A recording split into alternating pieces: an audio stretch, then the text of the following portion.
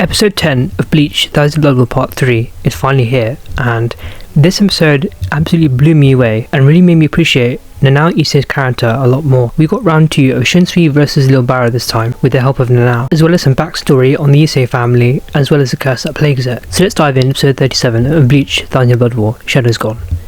This episode kicks off with a flashback into the past of Shunsui.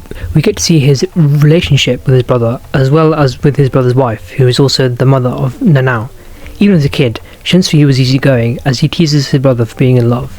Getting back to the present, and Shunsui is still underwater, having collapsed after his battle with Lille Barro, which left him exhausted. As Shunsui lays down on the ground, he's shot by a green blast of energy right through his gut by Lille Barro, who screams that a mere Soul Reaper's Bankai is not enough to kill the messenger of God. In his holy form, Jiliel, Lille Barro looks really badass. Kubo completely killed it with his look, and the bird symbolises his status as the messenger of God. Lille then uses his Light of Judgment, a powerful laser beam attack that shreds anything in its path, which Shunsui is lucky enough to escape. As he lays on the brink of death, falling in and out of consciousness, he's woken up by Nanao, who grabs him by the collar and urges him to wake up. As she's doing this, Lille appears behind her and attacks again, yet Nanao and Shunsui are able to escape. Just as Lille Barro is preparing to wipe away the shadows from the battlefield, Nanao leaps towards him with her sword, the Shinken Hakyuken. Shunsui then tells Nanao the history of her family and the Ise clan family curse. The Ise clan is a long line of matrilineal Shinto priests, who oversaw and carried out rituals and rites. In their history, only females have been born into the Ise clan, so they would procreate and continue the clan through bringing in members from other families. However, it has been said that any man who is unlucky enough to join the Ise clan would die a very early death. This strange phenomenon is known as Ise curse, and would even take the lives of those who eventually left the clan and married into another family, which is exactly what happened to Shunsui's brother, as Shunsui's brother died an early death due to his marriage with a woman from the Ise clan. Shunsui tells Nanao that Katen Kyokotsu is actually made up of 2 Zanpakutos, with Kyokotsu belonging to Nanao. It was hidden from her due to a request from her mother, who entrusted it to Shunsui for safekeeping, believing that hiding the sword would be the key to finally stopping the Ise family curse for good. Nanao tells Shunsui that she understands his reasoning behind hiding away her Zanpakuto. However, just as her mother made the choice to end the curse, Nanao has made her choice to accept it, and so charges into battle alone against Lille, equipped with a Zanpakuto. Shunsui explains that the sword passed down to the generations of the Ise family doesn't have a blade, but is capable of withstanding the power of God.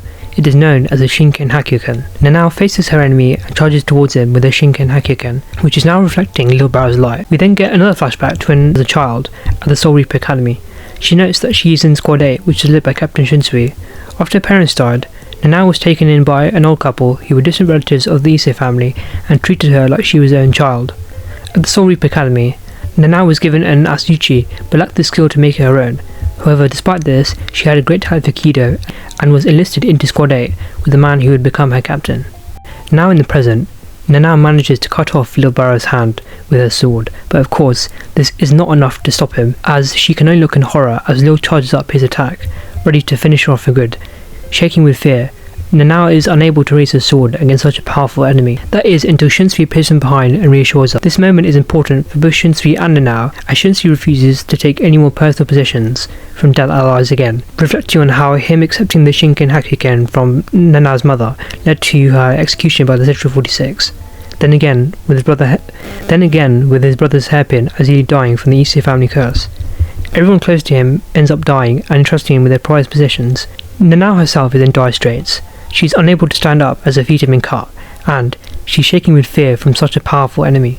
Yet she knows that her captain would always come to her rescue, and with his help, she cuts down the messenger of God, reflecting his light back onto him, cutting him in half, and watches as his body starts to disintegrate into nothingness. The way the anime staff animated Lille's death is stellar, as his body slowly crumbles apart. The episode ends with Shunsui and Nanao having a well-earned rest after their final battle with Lille. Overall, this episode was amazing. The animation for Lille in particular was a highlight for me, as was learning about Nanao's backstory and how closely she's linked with her captain. This week's poem is by Baz B, meaning we will finally see him face off against Hashwalth next week. Let me know what you thought about this week's episode, and I'll see you next week for episode 38, Friend.